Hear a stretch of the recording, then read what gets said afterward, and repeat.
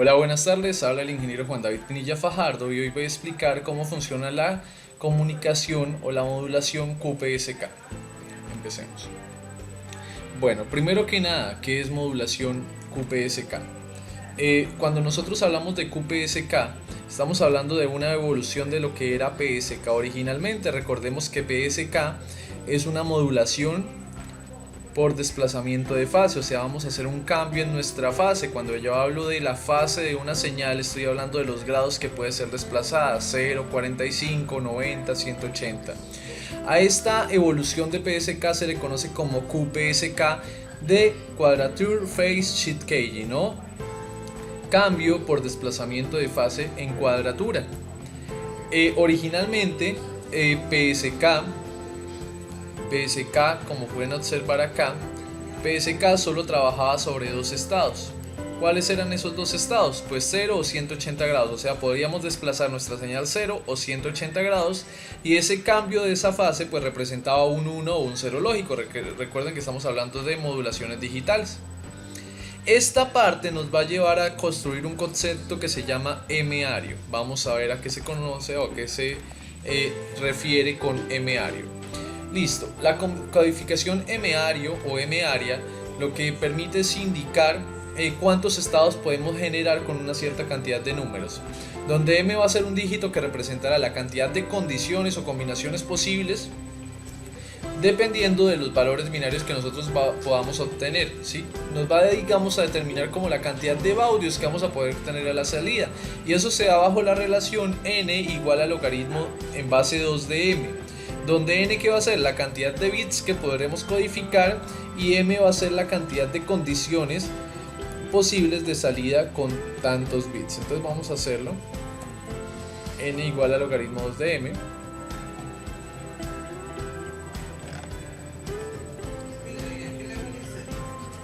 N igual al logaritmo en base 2 de m. Entonces, donde m, ¿qué veníamos diciendo? Pues m es la cantidad de bits que pueden ser codificados, ¿cierto?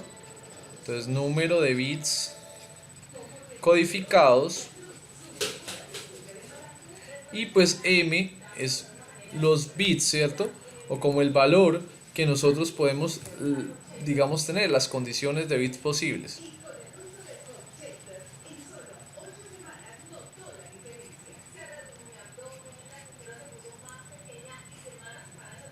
Y esto también se da bajo la fórmula donde dice que m, para que no se alcanza a ver bien, m va a ser igual a 2 a la n.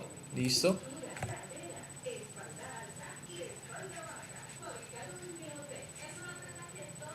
A 2 a la n. ¿Listo? Entonces nosotros vamos a tener estas dos formulitas. Entonces vamos a hallar la cantidad de condiciones posibles. ¿Listo? Esto es lo mismo, cantidad de condiciones posibles, y esto es el número de bits codificados.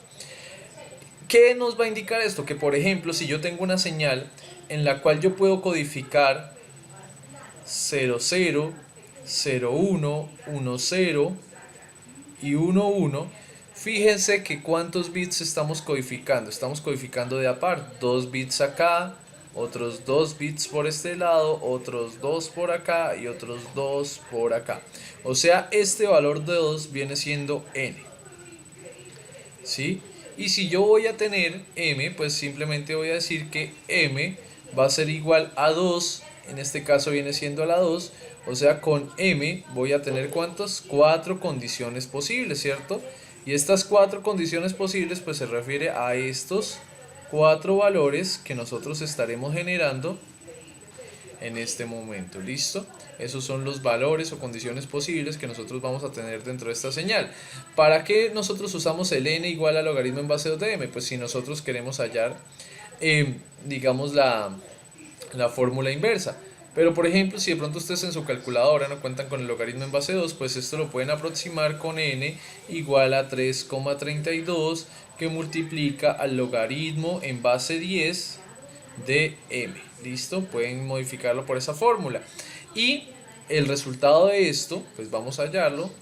Hagámoslo acá. N es igual a 3,32 logaritmo en base 10 de 4. Pues eso tiene que dar aproximadamente 2. Espero hablo acá la calculadora. Descargas. Listo, vamos a abrir acá la calculadora científica. Listo. Entonces, vamos acá. ¿Dónde está? El menú, listo. Bueno, matemáticas, ok. Listo, entonces 3.32 logaritmo en base 10, ¿cierto? De 4 va a ser igual a 1,99, eso es lo que viene siendo aproximadamente 2. Listo, entonces ahí tenemos el valor, n igual a 1,99, que eso es aproximadamente 2. Listo, ahí con eso hallamos las condiciones posibles. Entonces, por ejemplo, si yo ya voy a hablar de una señal que tenga más bits, pues entonces yo ya puedo hallar la cantidad de m con esa cantidad de bits, ¿cierto? Entonces, por ejemplo, yo tengo una señal, o supongamos que yo tengo se puede codificar una señal usando 3 bits, ¿sí? Usando 3 bits. ¿Sí? Entonces automáticamente ustedes van a hallar las condiciones y van a decir que m, ¿cierto? Va a ser igual a 2 a la n, y en este caso sería 3. Entonces m viene siendo igual a 8. ¿Listo? Y esto serían las 8 condiciones posibles a la salida de los bits. ¿Listo? Ahora pues vamos a seguir con el siguiente concepto. Listo. Ahora, ancho de banda para cualquier codificación m área. Me dice que el ancho de banda para cualquier codificación m área va a ser igual a ¿qué? A la frecuencia de bit sobre n. ¿Sí? Recordemos que n es la cantidad de bits sobre los cuales ustedes pueden transmitir. Entonces, por consiguiente, para PSK o QAM ario, el ancho de banda mínimo absoluto del sistema es igual a la rapidez de entrada dividida entre la cantidad de bits codificados o agrupados. Vamos a entender cómo esto pues afecta mi ancho de banda. Vamos a revisarlo, vamos a analizar esa fórmula. Entonces me dice que la bits para cualquier codificación m área, en este caso QPSK, funciona de la siguiente manera. Bueno, entonces vamos a explicar esto, cómo funciona. Entonces, para cualquier codificación m área, ¿cierto? En este caso vamos a trabajar QPSK, y QPSK trabaja con 2 bits. Voy a hacer la explicación. Supongamos que yo voy a enviar la siguiente secuencia de bits. Ahí la hago en otro color. Enviar la siguiente secuencia de bits: 1, 0, 1, 1, 0, 0, 1. Y enviamos acá otro 0 por acá. Entonces tenemos 1, 0, 1, 1, 0, 0, 1, 0. Listo, tengo enviada esa secuencia de bits.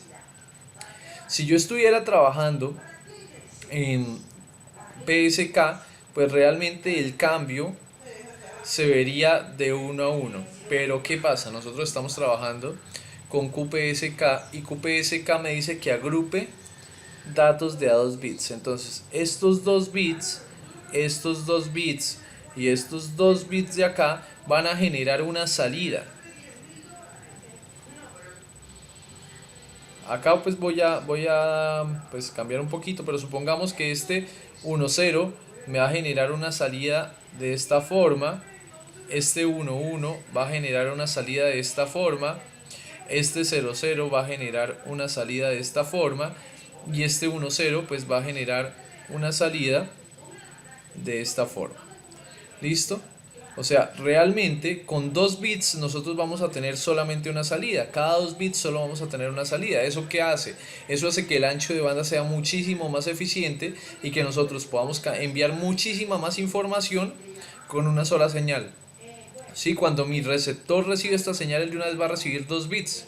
¿Sí? Y si la modulación no es de cuadratura, sino por ejemplo una 8 PSK, cuando reciba una señal va a recibir 3, si es 16 va a recibir 4 bits. Entonces imagínense, aprovecha mejor el ancho de banda y pues incrementa la cantidad de información que nosotros podemos transmitir.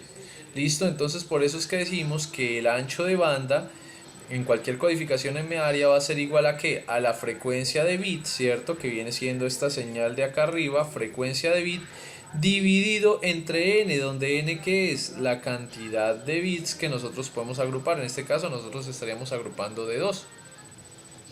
¿Sí? O sea que si yo estoy hablando de QPSK específicamente, entonces para QPSK yo puedo decir que el ancho de banda es igual a ¿qué?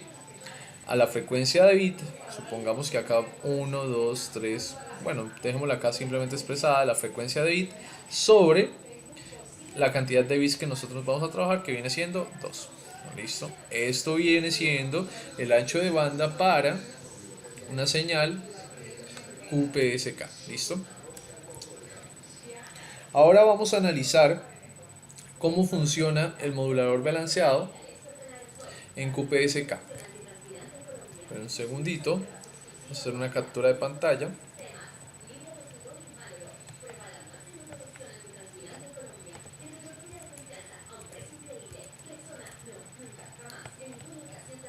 Para explicarlo mejor.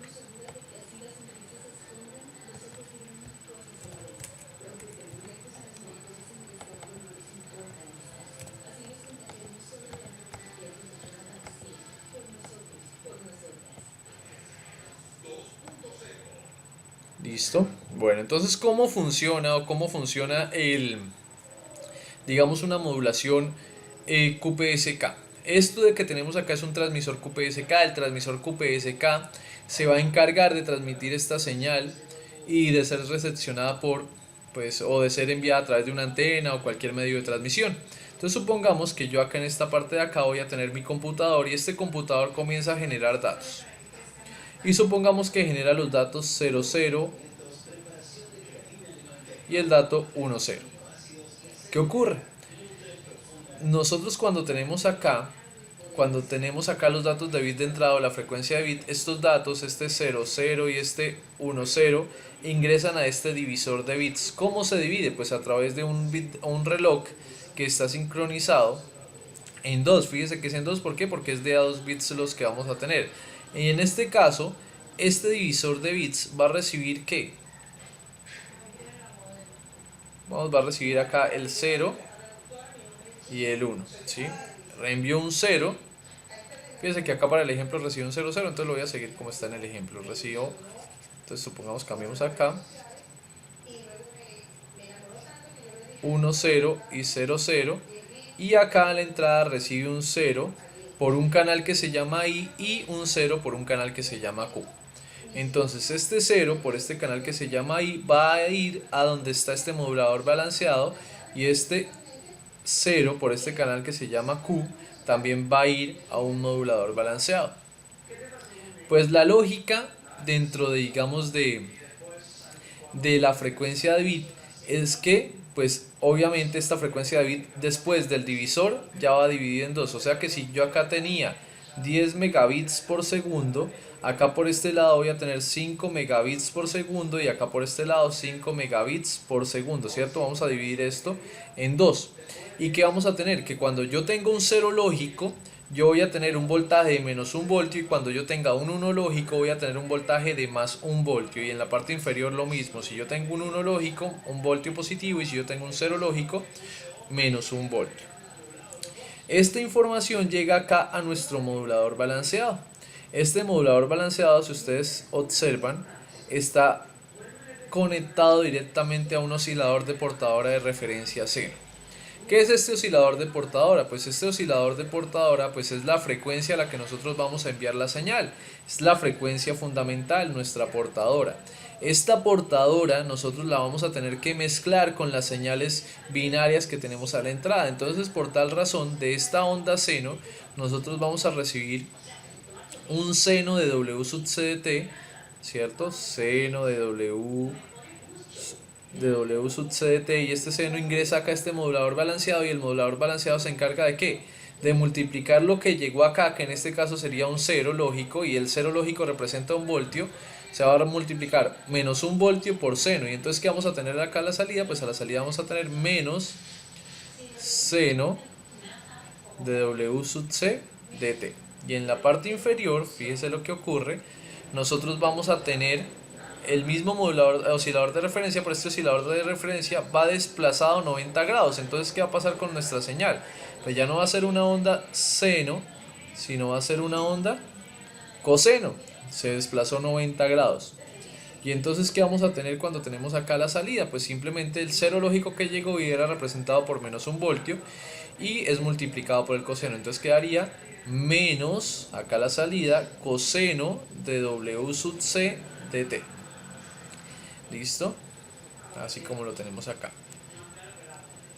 Ahora, como nosotros ya tenemos esto, esta señal va a ingresar a un filtro pasabanda y este filtro pasabanda pues se va a encargar de eliminar cualquier frecuencia que yo no desee o alguna frecuencia indeseada, y lo mismo en esta parte inferior. Posteriormente, nosotros vamos a sumar la señal coseno de abajo, el menos coseno de W sub C de t, ¿sí? Y se va a sumar con el menos 1 seno de W sub C de t, ¿cierto? Porque los dos eran negativos, menos y menos se suman. Pues hay una identidad trigonométrica que me dice que cuando yo tengo dos valores como estos, pues voy a generar este valor. ¿Y cómo lo hago? Pues simplemente hallo acá primero el signo, menos por menos me daría más. Y después, siempre que yo sume seno y coseno, pues me va a dar 1,41 seno de W sub C de t. ¿De dónde va a salir este menos 135 grados o este desfase de grados? ¿Listo? Ojo que si por ejemplo yo tuviera acá menos y más, pues multiplico menos por más, daría menos 1,41. Sí, pero el resto, el seno de W sub C de t siempre se va a mantener. Y ahora, este 135 grados, ¿de dónde sale? Pues nosotros tenemos acá una tabla de la verdad, que fíjese lo que me dice esta tabla de la verdad. Me dice, si usted tiene 0, 0, la señal se va a dar desplazada menos 135 grados. Si la tiene 0, 1, va a ser menos 45 grados. Y si tiene 1, 0, va a ser de más 135 grados. Y si tiene 1, 1, la señal va a ser de 45 grados. Entonces, si nosotros, como tenemos los dos, a la entrada fueron 0, 0, entonces por eso es que nuestra señal se desfasa menos 135 grados. Y así es que funciona, digamos, un modulador QPSK. ¿Listo? Y pues va unido con esta formulita de acá, que esta formulita de acá pues es bastante útil. Pues no es una fórmula realmente, es una tabla de la verdad que se aplica pues para las señales QPSK.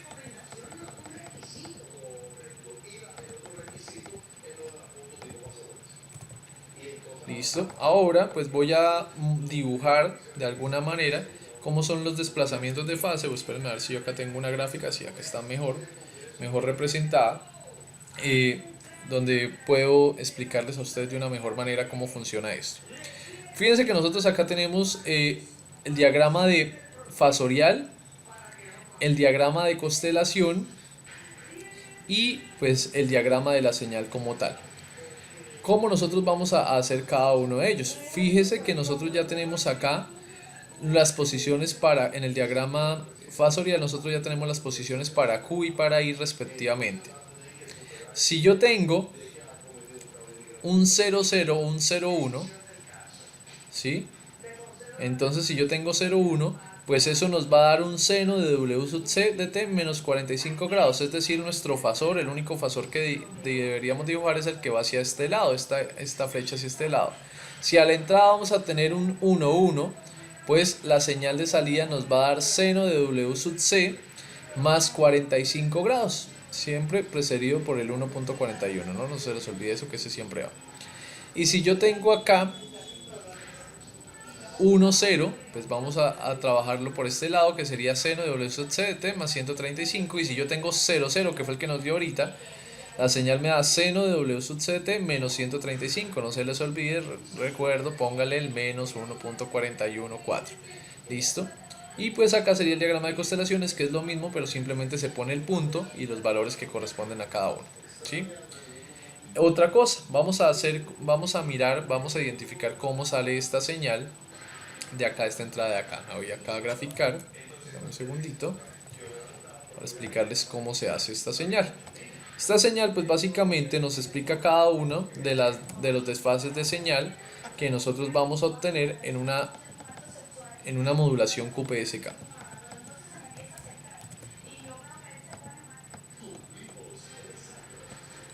Fíjese, o cómo lo podemos hallar nosotros, cómo podemos hacer ese cambio. Nosotros tenemos la señal sinusoidal original, que viene siendo de la siguiente manera, una señal sinusoidal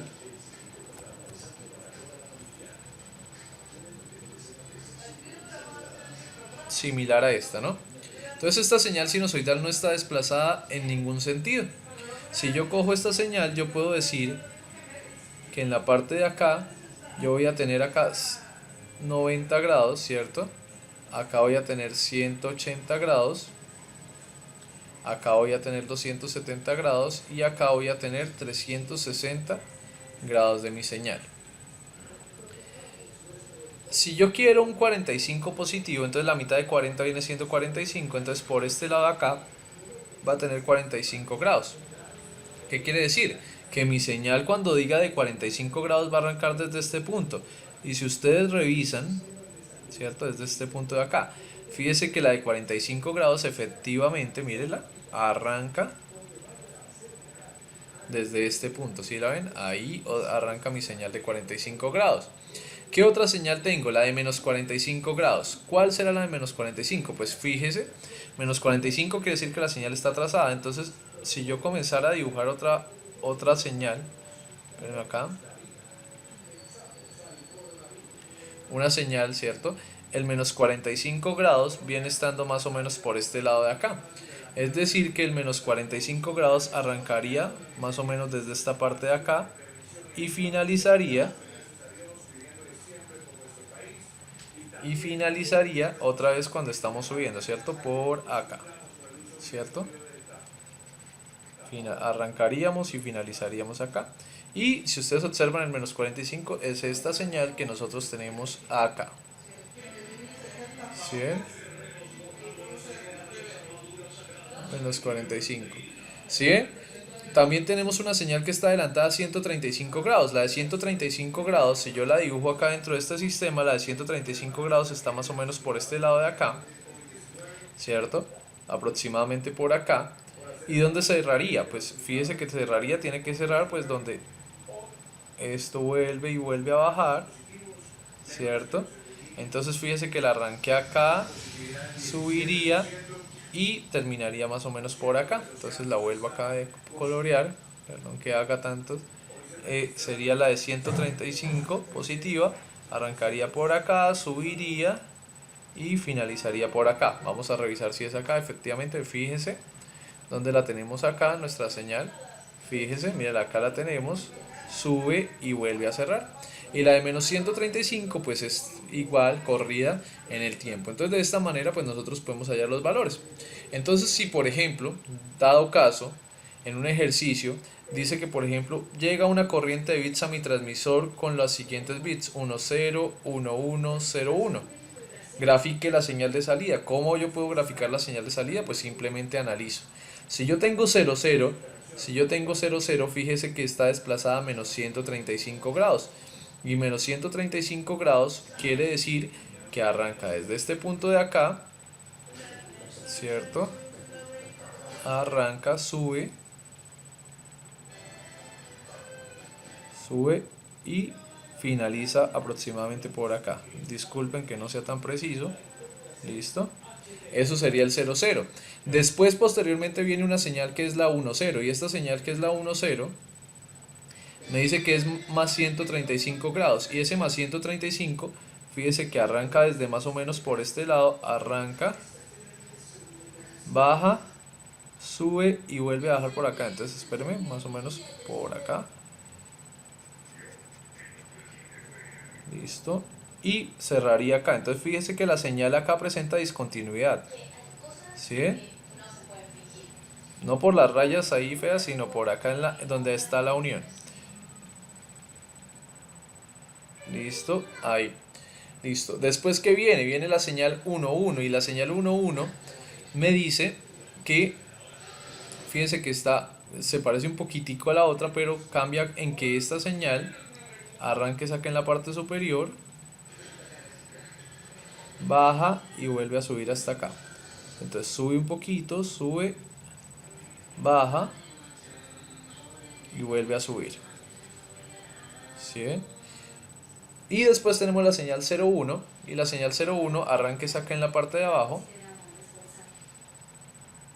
sube, baja y vuelve a subir. Entonces fíjese que acá hay una unión entre estas dos y se une acá. ¿Sí ven? Y fíjense que entonces acá en estos puntos de acá, donde se une la señal, presentamos la discontinuidad, pero esto realmente sería la señal de salida y nuestro demodulador decodifica esta señal y pues vamos a obtener los datos. ¿Cómo serían las fórmulas para esta señal? Pues si yo tengo 0, 0, entonces la primera cómo sería, si es 0, 0 sería 1.414 seno de W sub c de t menos 135, entonces 1,414 seno, ¿cierto? Porque es positivo, menos por menos, seno de W sub c de t, ¿cierto? Menos 135 grados. Ojo que W sub c de t se puede representar también como 2πf, ¿cierto? La frecuencia de la portadora.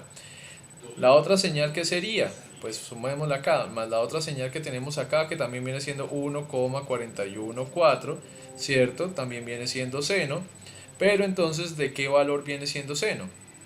Si tenemos 1 y 0, entonces sería como si tuviera más por menos, o sea, no sería más 1.41, sino sería menos 1,41, menos 1,41 seno de qué, de W sub c de t. Y si revisamos acá la tabla de frecuencias que yo les decía ahorita, tenemos acá que si yo tengo 1, 0, perdón, si es 1, 0, ¿sí? Si yo tengo 1, 0, si yo tengo 1, 0, entonces va a ser más 135 grados, W sub c de t más 135 grados.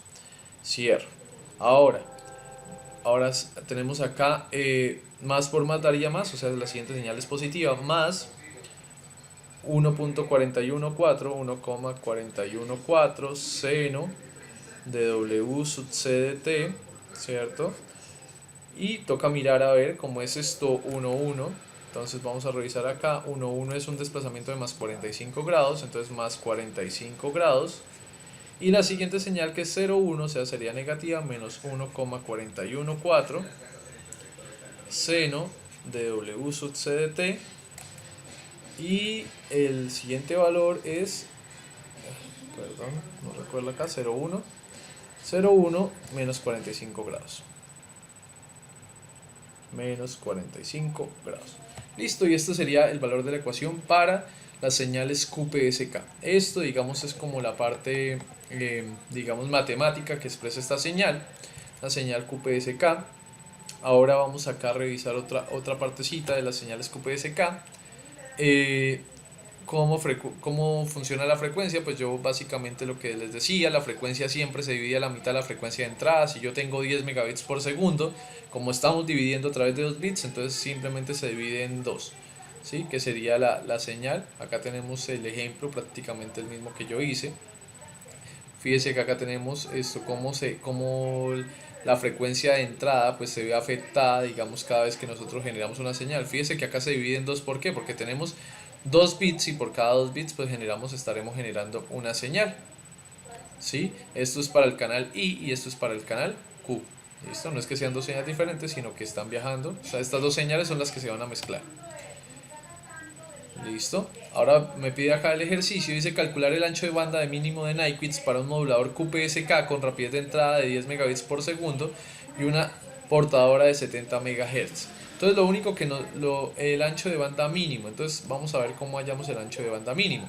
Ya sabemos que la frecuencia va a ser igual a 5 megabits por segundo, ¿sí? Y la frecuencia fundamental, FA, es la división de esas dos frecuencias. ¿Listo? Entonces acá vamos a calcularlo.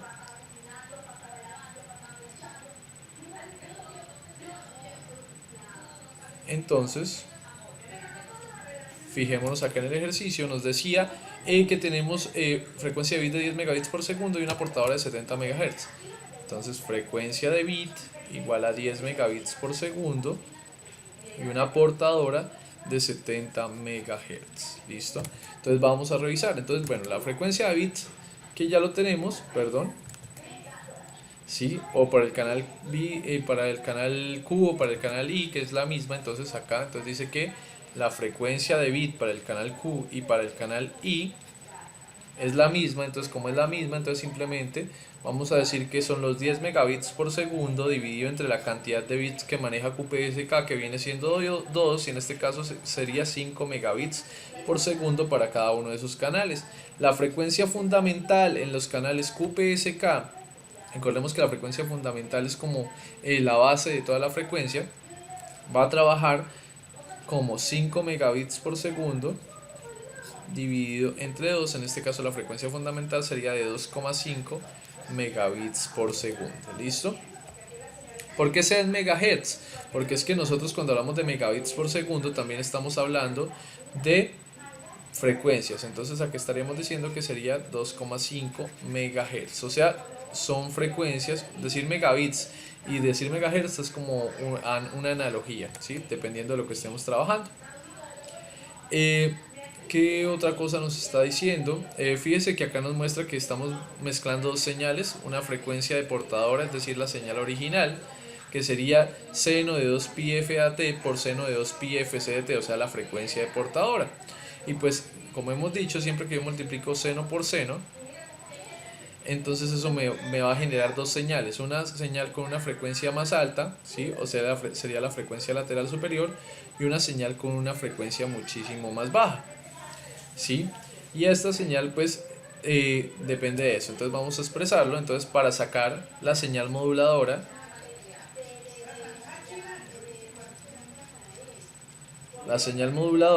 se saca como ¿qué? Pues como la multiplicación de la señal seno de 2pi FAT, ¿cierto? Por el seno de 2pi FCT. ¿Listo?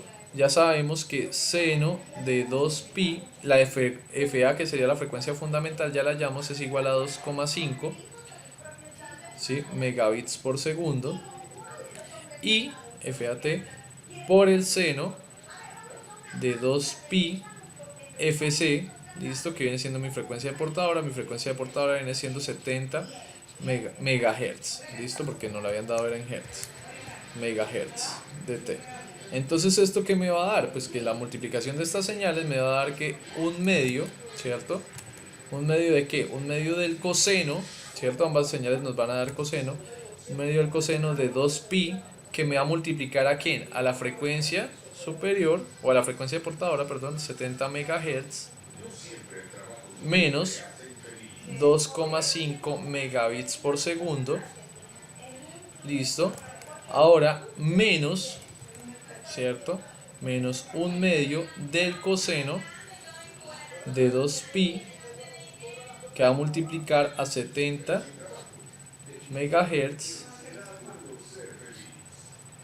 más 2,5 megabits por segundo. ¿Listo?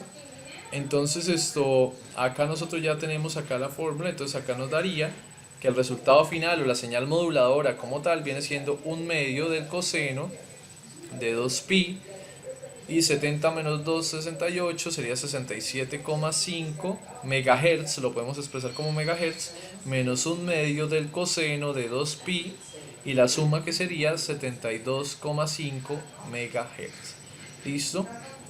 Fíjese que esto nos indica que nosotros vamos a tener dos frecuencias a la salida, ¿cierto? Una frecuencia lateral superior y una frecuencia lateral inferior, pero no tendremos portadora. ¿Qué quiere decir esto? Que si yo voy a graficar en el espectro, uy, qué pena esa línea, no tendremos portadora. Y si yo voy a graficar en el espectro esa señal, dicha señal, pues lo que voy a tener es que voy a tener una banda lateral con cierto valor, otra banda lateral con cierto valor. En este caso esta banda sería de 72,5 MHz, no sabemos cuánto es la potencia porque no está expresada dentro del ejercicio, y esta banda de acá también va a ser de 67,5 MHz, ¿cierto? Pero no va a haber una portadora central, simplemente se deja expresada, pero no la vamos a tener ahí, digamos, cuando se va a transportar. ¿Eso qué asegura? Pues que nosotros vamos a tener menor consumo de potencia, ¿sí? Porque no estaremos gastando o enviando señal de portadora, sino simplemente estaremos enviando las frecuencias laterales superiores e inferiores, ¿sí? Que estarán desplazadas o no estarán desplazadas. Listo, eso, digamos, dentro de ese aspecto. La parte del receptor QPSK lo explicaré en el siguiente video. Espero les haya agradado el video. Si les gustó, den me gusta y hasta pronto. Feliz día.